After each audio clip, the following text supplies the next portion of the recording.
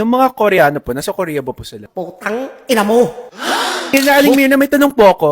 Ano? Paano po kayo makahanap ng oppa? Gamitan mo ng gayuma. Gayuma? Ano yung ginamit yung gayuma? Dapat dasal. Kailangan maganda yung petals mo. Yung petals? Ano po yung itsura dapat ng petal? Medyo siya, violet. Violet? Kulay. Ala, pink lang po yun sa akin eh. Ay, hindi ka papasa. Ang tawag ko 'di ba sa aking mga ay mga capitals. Pinaghuhugutan ako, 'di ba? Hindi ako tinitira. Tingnan mo naman ako. Slightly used. Ako po kasi never used eh. Virgin ka pa, Teng? Opo. Parang hindi halata. Nagpapasaya sa inyo ngayon. Kamay ko. May kumpleto pa ang daliri ko, eh. Kompleto po kasi daliri. Oo. Para makagawa pa ng mga task.